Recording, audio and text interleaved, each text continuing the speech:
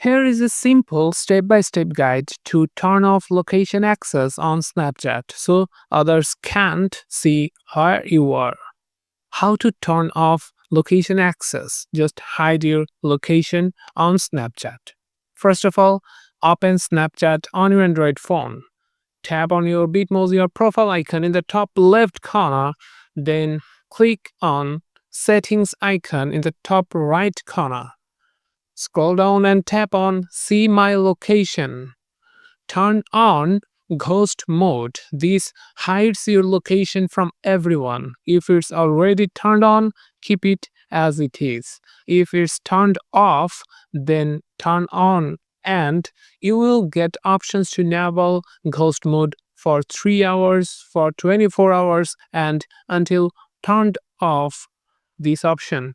So select until turned off this option to keep it off permanently. So if this video was helpful, please subscribe to this channel and stay tuned for more fixes.